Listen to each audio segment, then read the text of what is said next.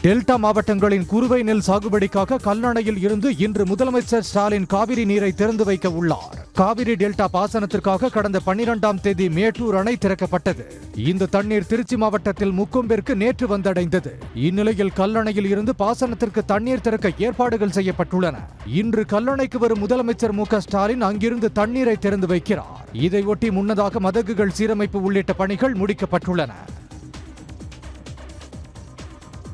ஆன்மீக மாநாடு என்ற பெயரில் அரசியல் மாநாட்டை நடத்தும் பாஜக மற்றும் RSS மாநாட்டை உண்மையான முருக பக்தர்கள் புறக்கணிக்க வேண்டும் என்று மார்க்சிஸ்ட் மாநில செயலாளர் பே. சண்முகம் கோரிக்கை விடுத்துள்ளார். சென்னை திருவொற்றியூரில் வீடு வீடாக சென்று துண்டு பிரசுரங்களை வழங்கிய அவர் செய்தியாளர்களிடம் பேசினார். அப்போது திருத்தணியில் இருந்து வேல் பயணம் என்ற பெயரில் அண்ணாமலை பிரச்சார பயணத்தை மேற்கொண்ட போது மக்கள் எந்தவித ஆதரவும் வழங்கவில்லை என்றார். அதுபோன்று பாஜக RSS நடத்தும் மாநாட்டை முருக பக்தர்கள் புறக்கணிக்க வேண்டும் என்று சண்முகம் கேட்டுக் கொண்டுள்ளார். மதத்தை அரசியலில் கலப்பதற்கு எதிராகத்தான் தமிழக மக்கள் எப்போதுமே இருந்து வந்திருக்கிறார்கள். அத்தகைய பாரம்பரியத்தை கடைபிடிக்கக்கூடிய வகையில் ஆன்மீக மாநாடு என்கிற பெயரில் அரசியல் மாநாடு நடத்தக்கூடிய இந்த பிஜேபி RSS இந்த மாநாட்டை உண்மையான முருக பக்தர்கள் புறக்கணிக்க வேண்டும் என்று மார்க்சிஸ்ட் கம்யூனிஸ்ட் கட்சியின் சார்பில் கேட்டுக்கொள்ள விரும்புகிறேன்.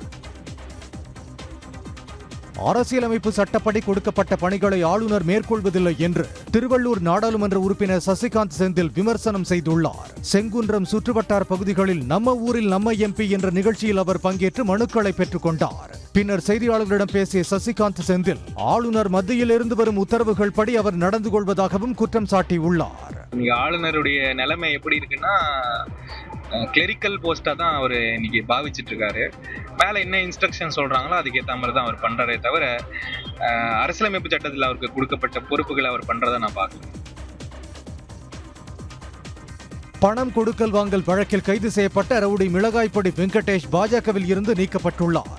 பாஜக மாநில தலைவர் நைனா நாகேந்திரன் வெளியிட்ட அறிக்கையில் மிளகாய்பொடி வெங்கடேஷ் கட்சியின் அடிப்படை உறுப்பினர் உள்ளிட்ட அனைத்து பொறுப்புகளில் இருந்தும் விடுவிக்கப்படுவதாக தெரிவித்துள்ளார். பாஜகவின் இதர பிற்படுத்தப்பட்டோர் அணியின் மாநில செயலாளராக மிளகாய்பொடி வெங்கடேஷ் செயல்பட்டு வந்தார். இவரை தொழிலதிபரை மிரட்டிய வழக்கில் கைது செய்து போலீசார் சிறையில் அடைத்துள்ளனர்.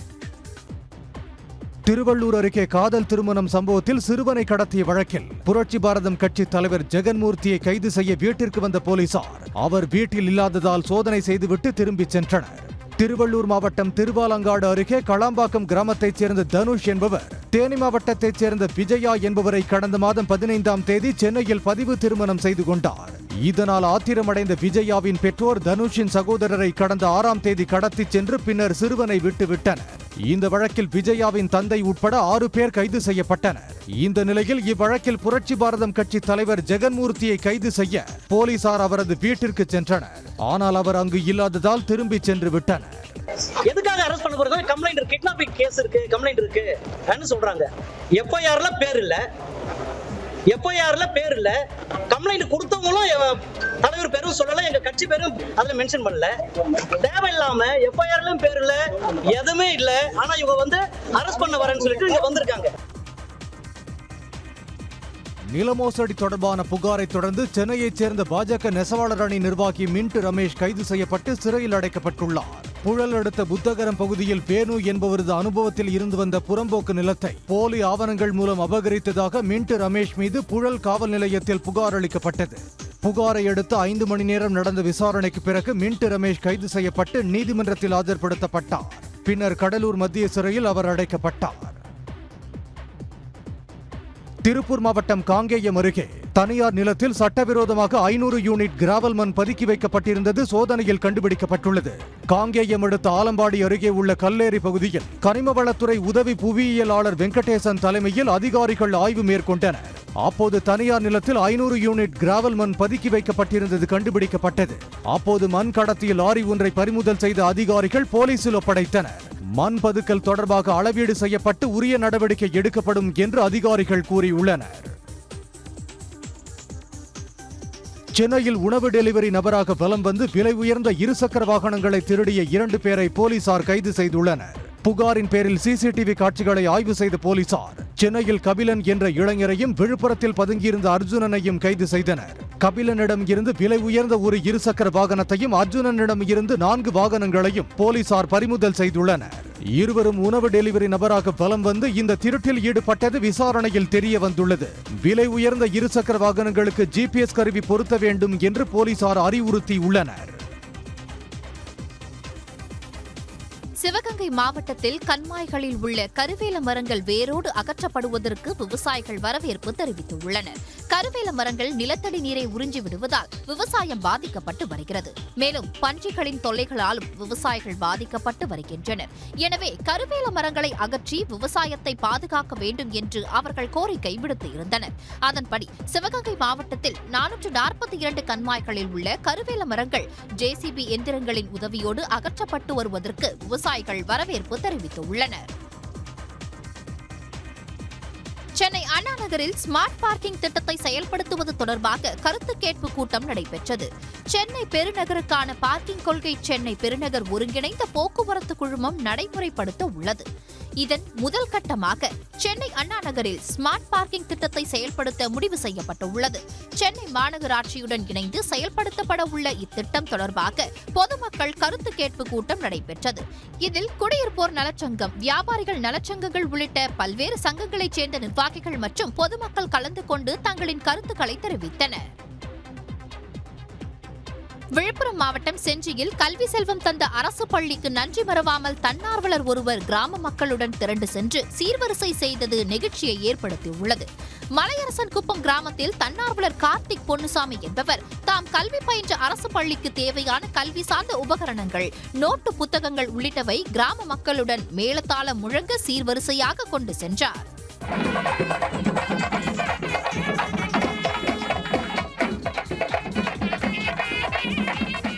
பின்னர் அந்த சீர்வரிசை பொருட்கள் அனைத்தும் பள்ளி தலைமை ஆசிரியரிடம் ஒப்படைக்கப்பட்டது.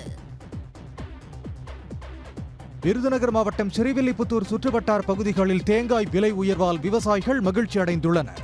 வத்ராயிருப்பு, கூமாப்பட்டி, மகாராஜபுரம் சுற்றுவட்டார பகுதிகளில் 2 மாதங்களுக்கு முன்பு கிலோ 14 ரூபாய்க்கு கொள்முதல் செய்யப்பட்ட தேங்காய் தற்போது கிலோ 20 ரூபாய்க்கு கொள்முதல் செய்யப்படுகிறது. தொடர் தேங்காய் விலை உயர்வு விவசாயிகளை மகிழ்ச்சியில் ஆழ்த்தியுள்ளது. இதுக்கு முன்னால மகசூல் இல்லை, இந்த ஈரோபைட் நோயால் மகசூல் இல்லாமல் இருந்துச்சு.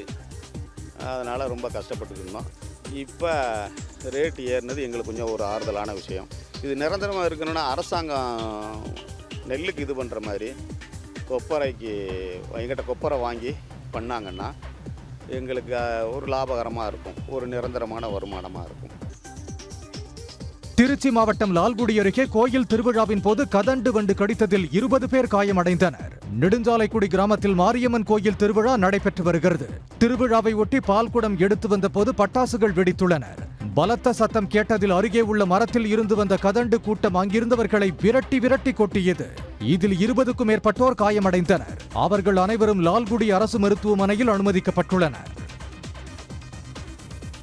ராமநாதபுரம் மாவட்டம் கமுதி அருகே உள்ள பெரிய உடப்பங்குளம் கிராமத்தில் ஐயனார் கோவிலில் வைகாசி பொங்கல் விழா விமர்சையாக நடைபெற்றது. விழாவின் ஒரு பகுதியாக நூற்றுக்கணக்கான பெண்கள் முளைப்பாரி எடுத்து ஊர்வலமாக சென்றனர். சிறுமிகளின் கோலாட்டம், கேரள செண்டை மேள முழக்கத்தோடு முளைப்பாரி ஊர்வலம் தொடங்கப்பட்டது.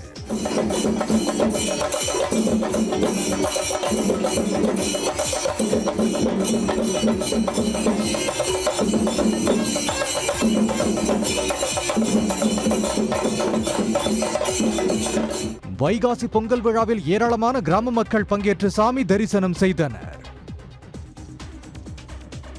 சென்னையில் ஏலக்காய் வியாபாரியிடம் 30 லட்சம் ரூபாயை நூதன முறையில் ஏமாற்றிய கும்பலை போலீசார் தேடி வருகின்றனர்.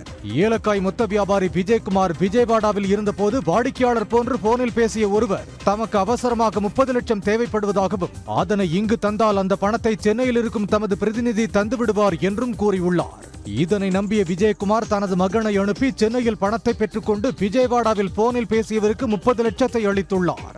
வீட்டிற்கு சென்று விஜயகுமார் மகன் பார்த்தபோது ரூபாய் நோட்டு கட்டுக்குள் வெள்ளைத்தாள்கள் இருந்துள்ளன. செல்போன் எண் மற்றும் சிசிடிவி காட்சிகளை வைத்து போலீசார் விசாரணை நடத்தி வருகின்றனர். உடனுக்குடன் செய்திகளை தெரிந்து கொள்ள சன் நியூஸ் பெல் ஐகானை கிளிக் பண்ணுங்க.